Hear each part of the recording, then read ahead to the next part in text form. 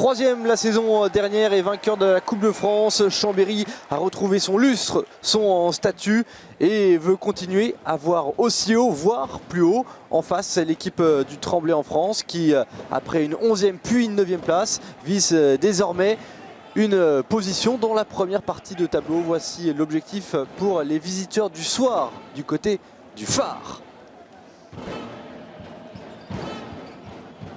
Siakam, Olson. Peut-être une position de tir ici pour Siakam qui s'est ouvert le chemin du but et qui parvient à tromper Yann Gentil. Très belle réalisation, hein, signé Erwan Siakam.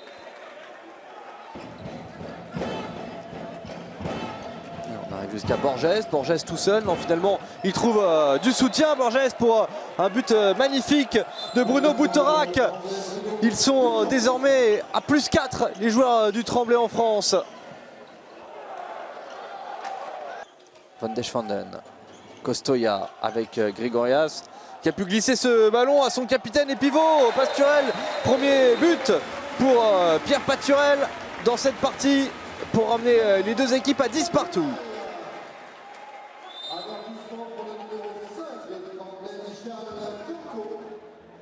Berkel Jasic qui retrouve du soutien. On essaie de bouger, on essaie de créer des différences, mais Julien Meyer est en feu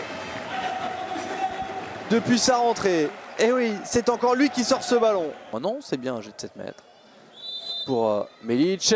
Et Melic qui bat à nouveau Patrice Annonay. Il se retrouve à -3 les Tremblaysiens alors qu'ils ont dominé les débats pendant quasiment 20 minutes.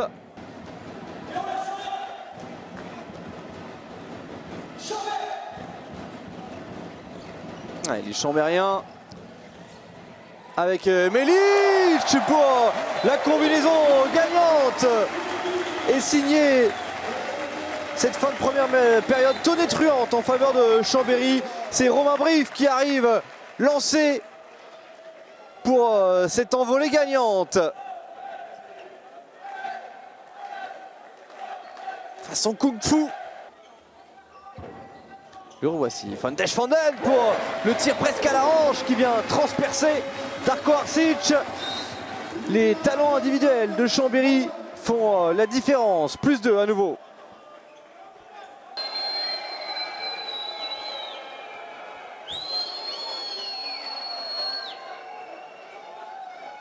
Je vous rappelle que cette première journée n'est pas terminée. Dès demain, vous pourrez vivre en direct le match entre Nantes et Dunkerque, précédé de votre émission En Action, où vous reverrez la plupart des buts de cette première journée, dont ceux signés Faroudine Melic.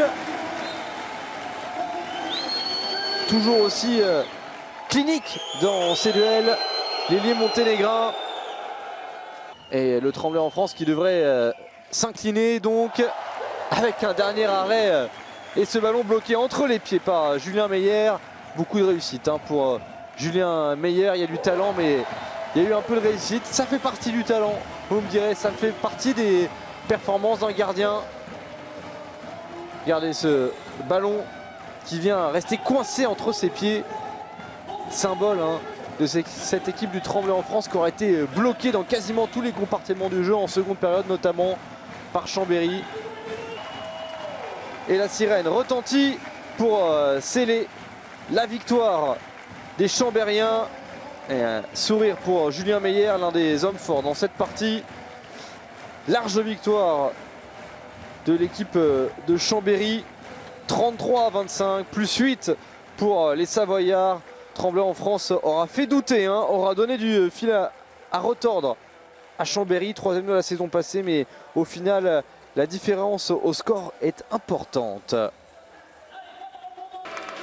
Effectivement, on a manqué un peu de réalisme ce soir parce qu'on a bien commencé notre match. On l'a pris par le bon bout en menant ici. On avait un peu été la salle de Chambéry et on voyait que les joueurs en face, en plus, ils doutaient de leur jeu. Mais on n'a pas su enfoncer le clou sur cette première mi-temps et on s'est fait un peu rattraper. Puis la deuxième, trop d'erreurs commises, trop de pertes de balles. Alors qu'on avait quand même bien commencé les 5 premières minutes. Après, on joue quand même, je pense, à plus de 8 minutes à -1. en infériorité numérique en deuxième mi-temps et ça nous coûte cher. Ouais, c'est un premier match comme on a l'habitude. Voilà, on fait une entrée en première mi-temps qui est pas terrible. On cravache un peu, on doute alors qu'il n'y a pas. En fait, c'est juste un léger manque d'agressivité en défense. Après, voilà, notre jeu se met en place. Julien fait une bonne rentrée. On arrive enfin à faire défense montée de balle, ce qui est notre force, et on creuse le trou comme ça.